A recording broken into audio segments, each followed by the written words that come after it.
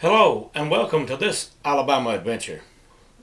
Tonight we're going to talk about another little mysterious or mystical place, if you want to call it. I know many times you've heard me speak of Zana, which is in Tallapoosa County. Down there, it's pretty well known for Bigfoot and Black Panthers and ghosts and just all type of things down there. And there's another place that's very similar to it up in Clay County. Now, what it is a highway. It's an Alabama state highway. As a matter of fact, it's Highway 148. It's also called the Bill Nichols Scenic Highway because it goes mostly through the country. There's not that many houses along the road. It goes through the Appalachian mountain chain and crosses the Appalachian Trail. And as you probably know, the Appalachian Trail extends from Alabama all the way to Maine.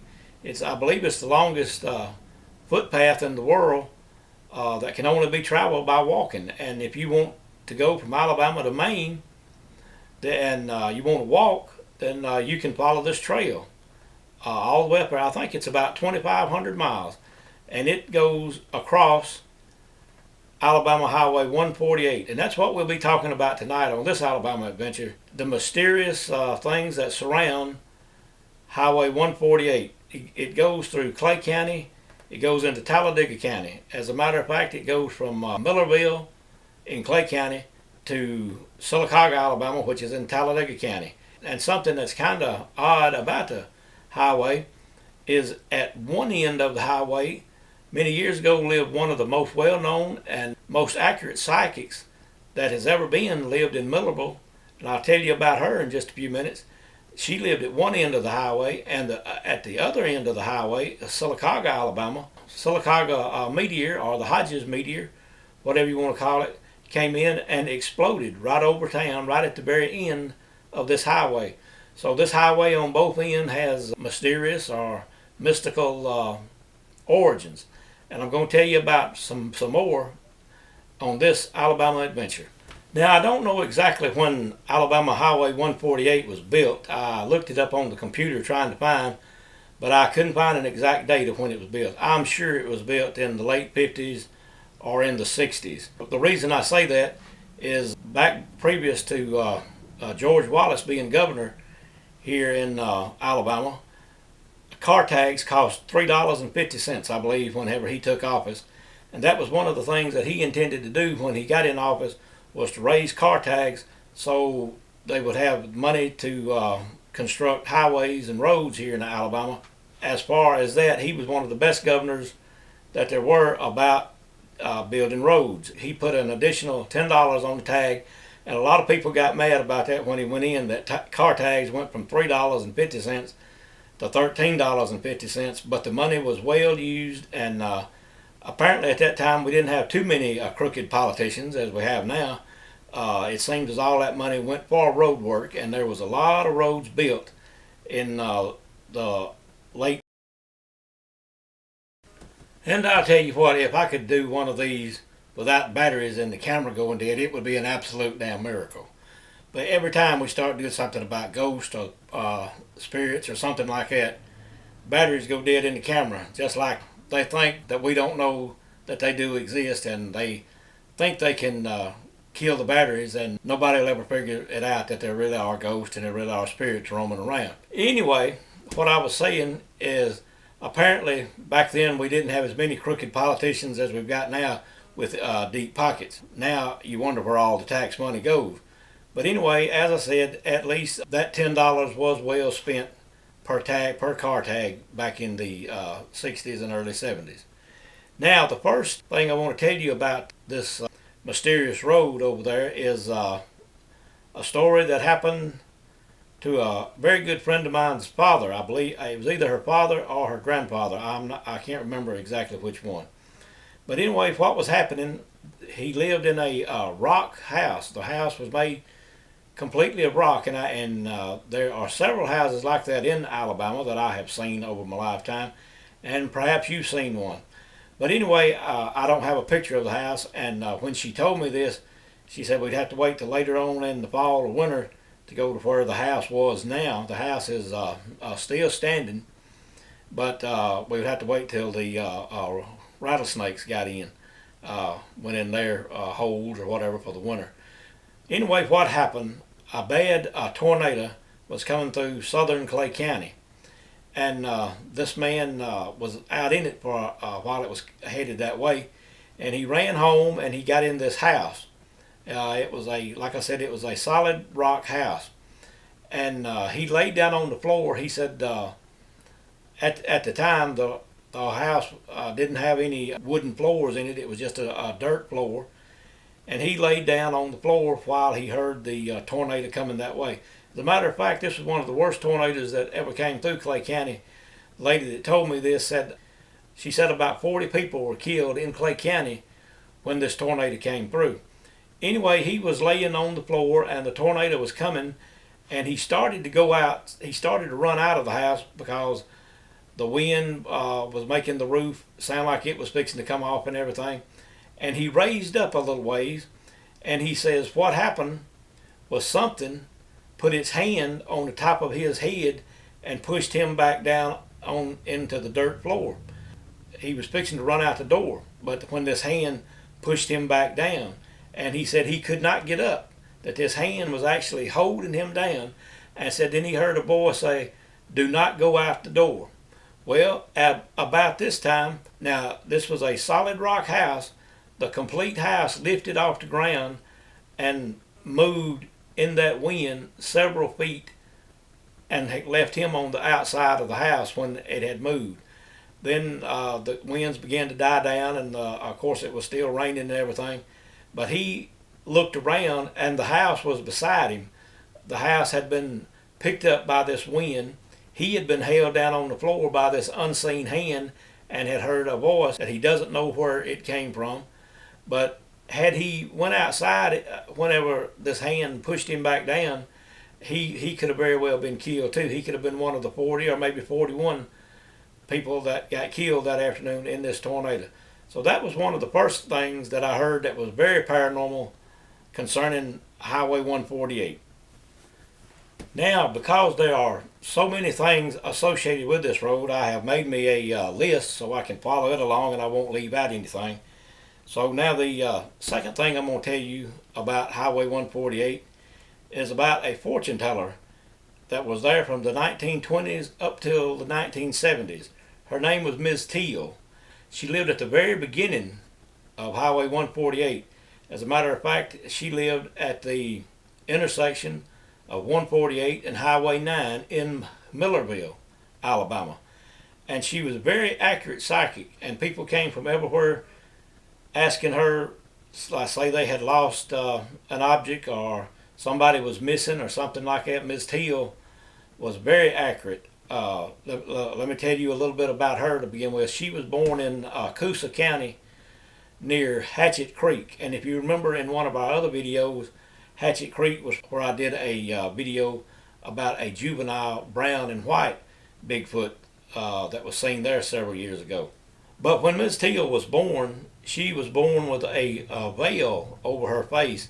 And there was an old black woman that back in those days delivered babies for everybody, black and white, didn't matter. She was like the doctor in the community. She was called a midwife in those days. And whenever Ms. Teal was born and this black lady was helping to deliver her, she screamed out real loud when Ms. Teal was born. Ms. Teal's mother and some other people heard her that were in the house there, and they thought something was wrong with her. But then she began to jump up and down and go to telling people that they had a very gifted child had just been born, that she was born with a veil. And it is recorded in a book about Ms. Teal that the lady said that the veil wasn't just over her face, that it was partially turned back like the lapel on a man's coat. So whether that gave her extra power or what, I'm not sure.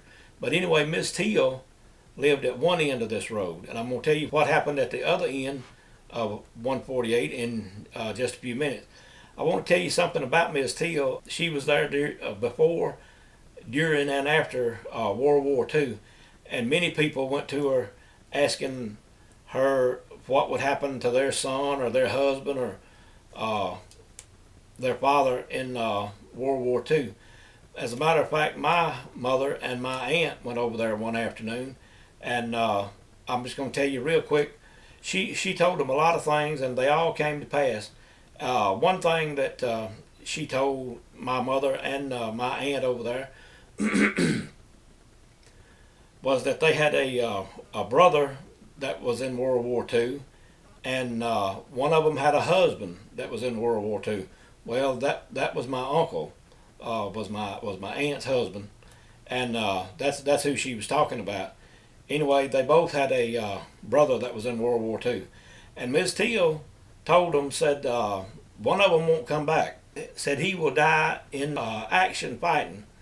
My aunt and my mother's brother, which would be my uncle, he was killed crossing the Rhine River, the Battle of the Bulge. So that was him, but she also said the other one will come back, but he'll be minus a leg. Well, this uncle was actually at Pearl Harbor whenever it was attacked. He came out of Pearl Harbor fine. He wasn't wounded or anything there. But later, in other fighting that he did in World War II, he did get shot in the leg, and his leg had to be amputated. And that was just two things that Miss Teal told that day that came perfectly true. As a matter of fact, she told them years that their lives would go under a big change. Of course, they all had wrote this down. One year she told was when my mother got married. The other years she told that their lives would go under a great change were the years that their children were born. So Miss Teal was very accurate there. I have heard that she read coffee grounds. My mother and aunt said that she read tea leaves over there that day, that she poured you a cup of tea and it had tea leaves or whatever in the bottom, and you took a certain amount of sips from this teacup, and then you poured it out and you turned the cup upside down in a saucer, and then Miss Teal would uncover the tea leaves that were left, and that's how she read and told what was going to happen in the future. At the other end of Highway 148, which is only a 20-mile highway, if you will notice on the sign over there when you leave Millerville, it says Sylacauga 20 miles. And we have a picture of that will come up in just a few moments if it hasn't already. But anyway, let me check my notes and so I can keep up with what I'm talking about. The third thing I want to tell you about Highway 148 is at the end of it, I believe it's on Highway 21 and Highway 148 at that intersection. Now there's a building there that's the Sylacauga Municipal Complex, I believe is what it's called. Out there they have a monument, a carving out of Sylacauga marble of a fallen star. And it's where on our car tags several years ago there was a motto on there that stars fell on Alabama. Well, this was there's been several stars that have fallen on Alabama, but this was one of them from where that motto came from for our tag. This was in 1954, I believe, is when this meteor, from the best I can remember. Anyway, this meteor, when it approached Earth and began its descent toward the ground, it would have came almost right down the middle of Highway 148. It crossed over Bull Gap Mountain where the Appalachian Trail is. If the highway wasn't there in 1954, this Sylacauga meteor, or the Hodges meteor as it is also known as, would have come right straight down Highway 148 to Sylacauga. And eyewitnesses that I've talked to about it are older people in Sylacauga now. But one man in particular told me all about it over there one afternoon, the meteor exploding. And he said about where the Sylacauga Municipal Complex building is about where the meteor exploded that afternoon. And it went into three pieces. One piece that they found almost immediately hit a house and hit a lady named Ann Hodges. It hit her on the hip. And I was very fortunate a while back that somebody sent me a photograph of Miss Hodges and her doctor. And she is showing one of the bruises that this meteor left. She's the only person that we know of that has ever been hit by an object not of Earth, a meteor, I guess you would call it, and lived to tell the story. It bruised her hip and her leg, and she became an instant celebrity because of this. Now there have been all type of paranormal things happen on Highway 148 and in that area. There's been UFOs sighted. There's been several Bigfoot sightings over that way. So there's a lot more to tell of mysteries that surround Highway 148. One of the things happened many years ago also. A man who enjoyed hunting a great deal, and he hunted a lot on Bull Gap Mountain. And if you go down Highway 148, you'll know Bull Gap Mountain when you get there. You can't miss it. It's the tallest mountain over there. And I don't think there's any signs. It is within the Talladega National Forest. I don't think there's any signs saying that this is Bull Gap Mountain, but it is the tallest mountain. And from Bull Gap Mountain, if you go right out the dirt road there just a little ways and you look due west, you can, if you're there at night, you can see the lights of Sylacauga, which is about 10 miles away. And several years ago, I traveled that road a pretty good bit, and on a clear day, you could stop there on Bull Gap Mountain, and you could look towards Sylacauga, and you could actually see the marble dust coming out of the two quarries over there. And the thing about Sylacauga marble is it's supposed to be the whitest and the purest and the best marble in the world. And I'm sure it is because it comes from Alabama. But anyway, one of the other things that happened many years ago, the reason I was talking about Bull Gap Mountain, something that happened there that was very mysterious one day was this man who enjoyed hunting, and his wife would carry him hunting over on Bull Gap like early in the morning, and she would go back home, and then while he roamed through the woods and hunted all day, he hunted turkeys and deer and just all type of stuff over there. But one day he decided to climb to the top of the peak on part of Bull Gap Mountain. If you'll notice, Bull Gap Mountain, it's a very long mountain, and he decided to climb to this peak that he had never climbed to before to just see what was up there and what all he could see. Well, it took him a while to get up there, and when he got up there on top of this mountain, he found a large lake that he estimated to be about 40 acres. About a 40-acre lake on top of this mountain. And he had never heard of it. He'd never talked to anybody else that had ever heard of this lake. And he even got water and drank water out of it. Now, this was many years ago when you could actually drink water from creeks and lakes and stuff without being feared of any pollutants or contaminants that may be in it now. But he said that he actually drank water out of this lake, and it was a very beautiful lake, he said. He said there was trees growing all around it. There was hills over on one side. He guessed it was the peaks of the mountains. He said it was a very beautiful lake. But anyway, he came on down to where he was supposed to meet his wife that afternoon, and she did pick him up about dark. And he told her about this, and she couldn't believe it because nobody else had ever said that there was a lake on top of this mountain. Well, a few weeks later, he told a friend of his that owned an airplane. They decided to fly over the mountain to see if they could see this lake that nobody had ever seen before. And they flew over this mountain many times, and they never found this lake or any traces of it or anything. So what I believe happened with this man is he stepped through a time portal, some type of vortex or something. Maybe he went back in time, or maybe he went into the future, or maybe he walked through a portal and came out in some other part of the country or part of the world and just thought he was on Bull Gap Mountain. But he said until the day he died that he had actually seen this lake and it was there, even though they could not find it whenever they flew over it. And no one else has ever said anything about seeing this lake on Bull Gap Mountain.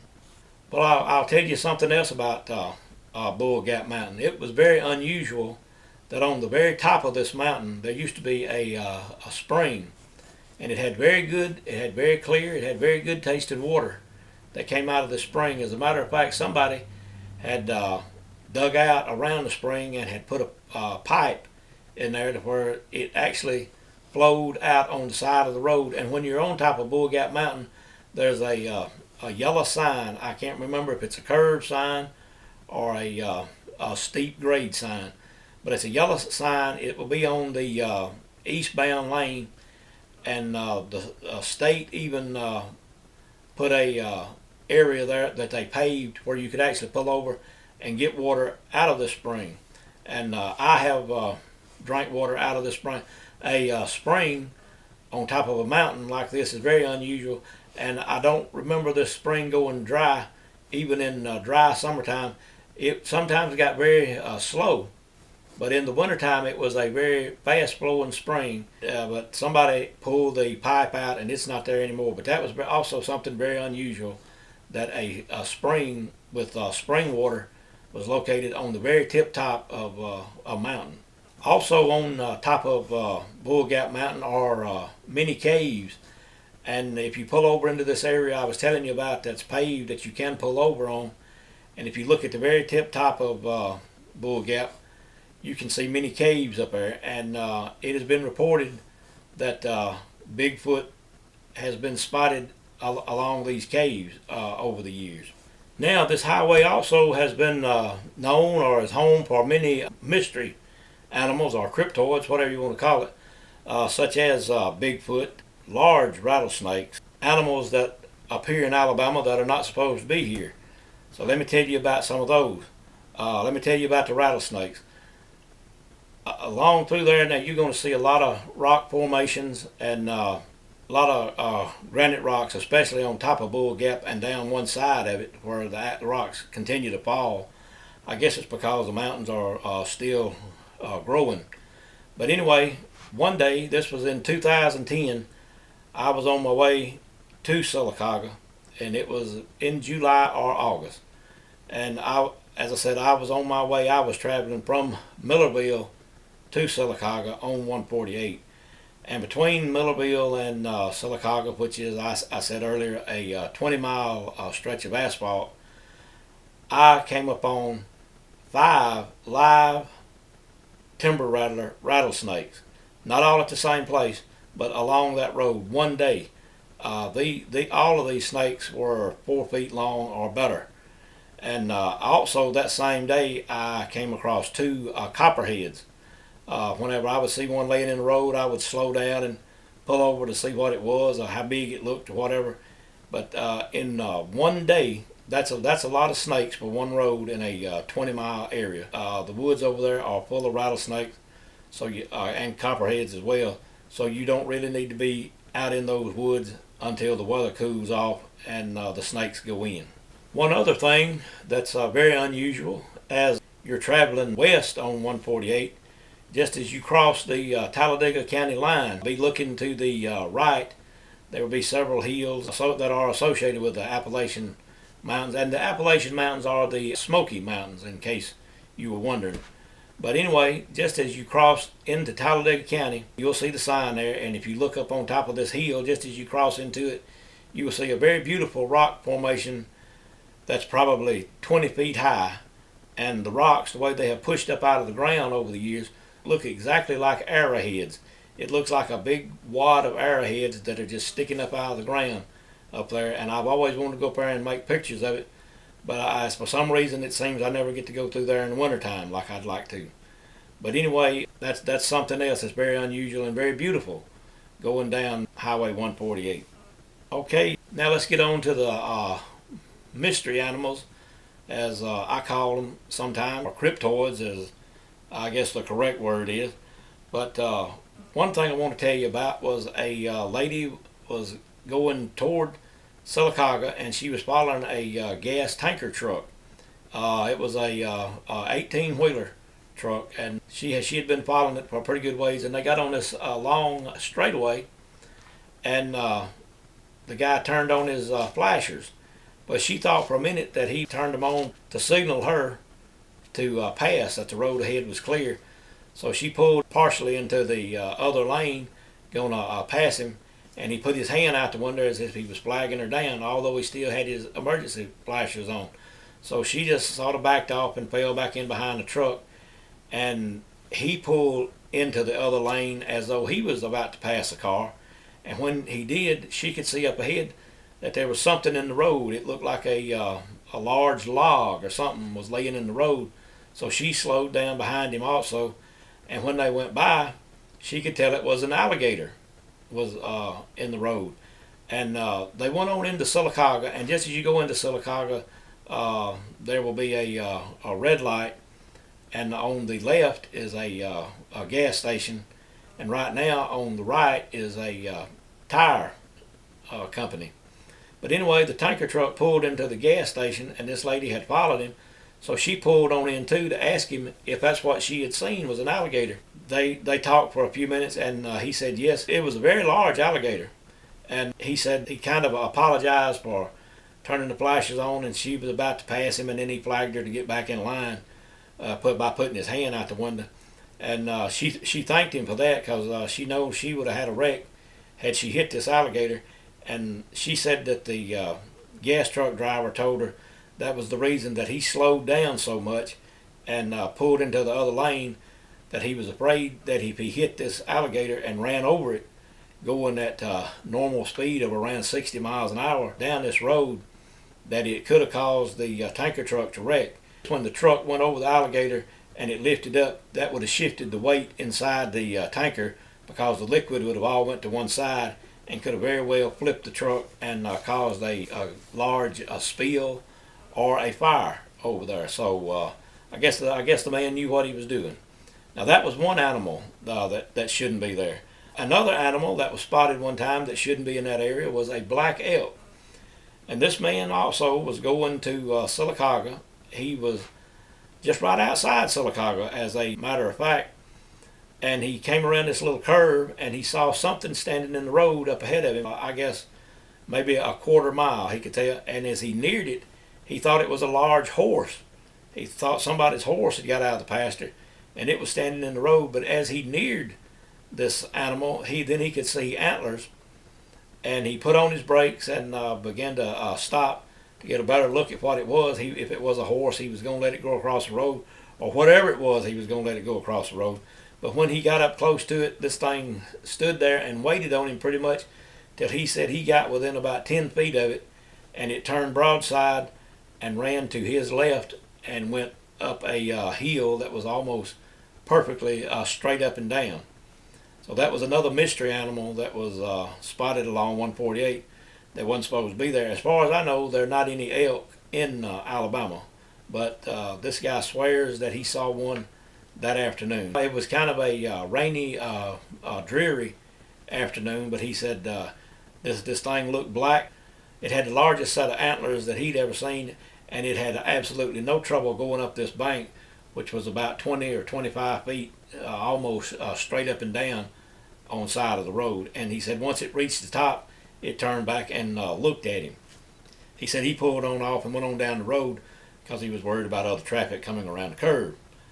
Anyway, along with other mystery animals, we have several Bigfoot sightings that's been that way. And as I've said before, I don't call Bigfoot an animal. He's about 50% human, but I still believe that he's got some animal in him. If he didn't, I don't think he could survive out in the woods as well as he does. One report of Bigfoot, I won't tell you the exact location on the road. It would be too easy to find, and too many people might come in there to try to hunt him down or kill him or whatever, and we don't want one killed. But one was back in January of 2015. A lady and her mother was coming from Sylacauga. They had been over to the hospital to visit a friend, and they were coming back to Clay County when they came along and saw this large creature standing on the side of the road. All right, as they neared it, they could tell it was covered in hair. The thing never looked at them, and as they got almost right on it, it began to walk across the road. And the lady hit her brakes and said she almost hit it. Said if she hadn't hit the brakes real hard, she would have hit this Bigfoot. But said it just walked across the road and never looked at her or anything. So what I'm wondering, I believe now that Bigfoot can travel from one dimension to another. And was that what he was doing? Is that why he paid no attention to this car or the headlights or the horn or anything? But anyway, he just walked across the road, and the last time they saw him, of course, she screamed, and her mother, who had dozed off to sleep at the time, woke up and in time to see it, and they both described it as being the same color, same height. They said he was about 7 foot tall and just took his time walking across the road, even though he almost got hit by a car. That was one Bigfoot sighting over there. Another Bigfoot sighting was late one afternoon, probably around 4 o'clock, when a man said he was coming from Sylacauga toward Clay County also. Said he thought he saw something moving on the side of the road. He said he was in some hills and said he thought he saw something coming out of the woods. And as he got about even with it, it did look like a Bigfoot walking toward the road. And he said as he went on, he glanced into his rearview mirror and said sure enough he saw a Bigfoot cross 148 from his right to his left one afternoon around 4 o'clock. That was another Bigfoot sighting. Another Bigfoot sighting was made by two people on their way to work in Sylacauga one morning. They were in Clay County and they were traveling from Millerville to Sylacauga. They said as they came along one of the hollows over there that one of them just glanced out into the woods, as you do sometimes when you're going down the road, and said they saw a Bigfoot walking near a creek that ran alongside the road over there. This was in about 2009 or 10 whenever they made this sighting. Now I'm going to tell you about two things that's happened to me over there. As I have mentioned before, I do have some Indian ancestry, and hawk is my main totem animal. I found this out several years ago when we did a ceremony to determine totem animals, and I found out that hawk was my main totem animal. So I sort of keep an eye out for hawks, like sitting in a tree or flying overhead or whatever. But one day I was going to Sylacauga, and they have mile markers signs posted between Millerville and Sylacauga. As I approached mile marker 7, I could tell that something was in the road. And as I got on closer and passed by it, I could tell that it was a large hawk, had been looked like hit by a car or truck earlier that morning. And he was just laying in the middle of the road, but he was right at mile marker 7. So I went up the road a little ways, and it dawned on me, well, hawk's your totem animal, and 7's always been a lucky number, so I need to go back. So I did. I had gone about a mile or so up the road. I found a place to turn around, and I went back and I picked this hawk up. Like I said, whenever I pulled over, I just looked up and noticed that there was a sign there, and it was mile marker 7. So I thought, well, maybe he's going to be good luck for me. So what I did, I pulled out one of his feathers from his wing. Several of them were knocked out. One about the size that I wanted, I pulled out of his wing. I put him in the trunk and wore that feather in my hat. Not this particular hat, but another hat I was wearing at the time for a long time. And it seemed like he did bring good luck. But anyway, I carried the hawk later that afternoon down a dirt road and found a place and buried him. I thank the hawk for letting me have one of his feathers, although he did die in the time of it. Somebody else killed him. I sure wouldn't. But anyway, I was very proud to get that feather. One other thing that happened to me over there one time, this was several years later, and I probably wasn't wearing the hawk feather at the time, but as you leave Millerville about 2 or 3 miles, you'll come up to Cap Road. Anyway, back in when this happened, as you travel down 148 going westward on it, if you would look right there at Cap Road, if you would have looked to your left, you could have seen this giant rock out there on the hill where they had just logged, and they had cut all the trees. I don't think you can see it right now, but they had cut all the trees, and this giant rock was out in the woods. So I asked a friend of mine who owned that land, and he said he believed it was a paper company, that he and a lot of other people went out there on like special times to get on this rock to watch meteor showers, or if there was a full moon and you wanted to see it real well or whatever, you could go out there. But he said it's kind of dangerous on one side. Said that you couldn't see it from the road, but you could see it when you got on it and you climbed to the top of this rock. There was about a 200-foot drop straight down on the back side, and which there was, because I later went out and climbed this rock and have stood on the top of it. And what was unusual about this rock was whenever you looked towards Sylacauga, you could see, of course, the Appalachian Mountains over toward Bull Gap. But as you turned 360-degree circle up there all the way around looking, you were right in the middle of a chain of mountains that just encircled this thing. This rock was in the middle of mountains that were all about the same size, and it was very beautiful up there. I really enjoyed it, and I went there several times. And about the next to the last time, and I'll tell you why it was the last time in just a minute. The next to the last time I went there, as I started to leave, I found this rock that was a quartz rock, and it had crystals like in it. It was just a cluster of quartz crystals. And I said to myself, well, that would look good in my front yard in a flower bed that I have out in the front of my house. So it was a pretty big rock. I'm going to say that it was probably 2 to 2.5 feet wide and was probably a good foot tall. I tried to pick it up and put it in my Jeep. I was unable to pick it up.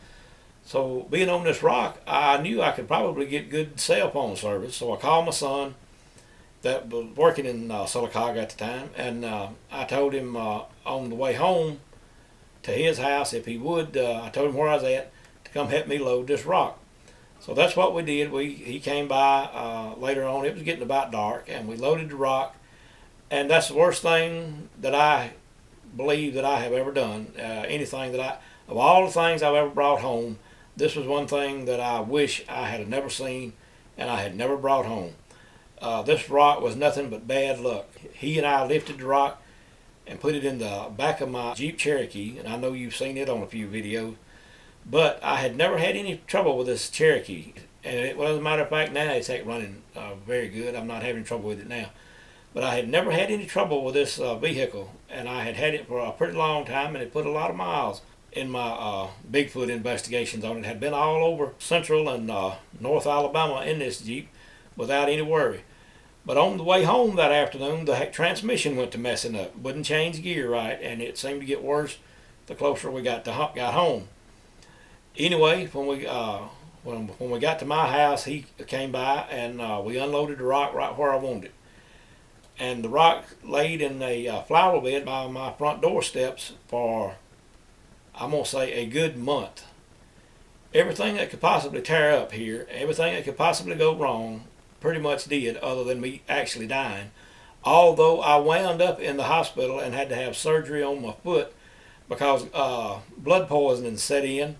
And this was all during the time of this rock being in my yard. My computer tore up, my washing machine tore up, 2 TVs went out. That's just what I can think of right off the top of my head. Every day it was something went wrong, something tore up.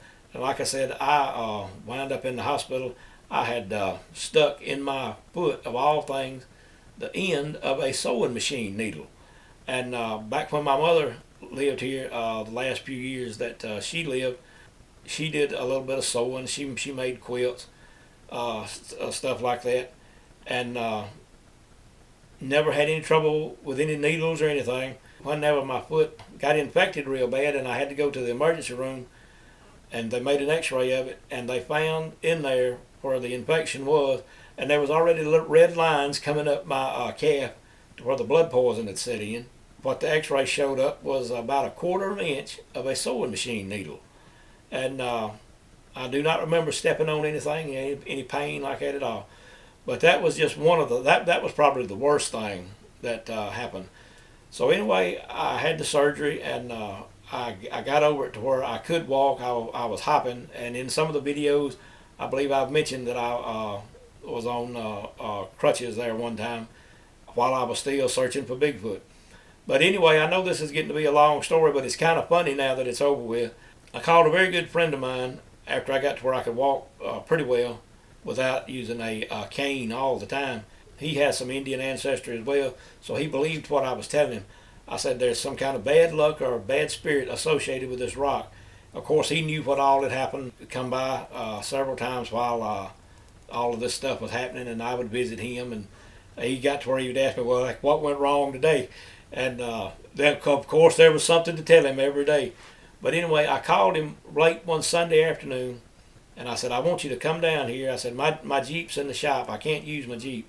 It was having to get a new transmission. The transmission tore up in it because of this rock. Anyway, he came down in his pickup, and he backed up to the rock, and we got out there, and we were going to load it.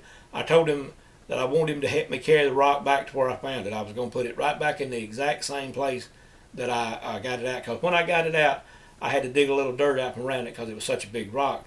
And it was down in the ground a little bit, but I could see the top very well. The last thing this rock done to me was it broke my nose. What happened, he backed up to the rock, and we went out there, and that is what we had planned, to go over there. And he reached down to get on one side of the rock, and I reached down on the other. And when we started to lift it, for some reason, it was just like somebody pulled his feet out from under him, and he sat down hard on his butt, and the rock hit the ground.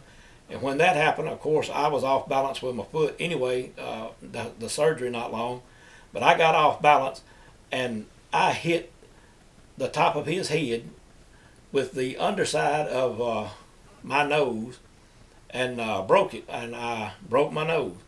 But anyway, my nose went to bleeding, and grabbed some paper towels and was holding it, and he wanted to know if I wanted to go to the doctor. And I told him, hell no, we were going to Cap Road to carry this rock back. If it killed me, I had to get it out of the yard. So between me holding my nose, catching blood, we managed to get the rock back on his truck, and we carried it to Cap Mountain, and I covered it back up the best I could.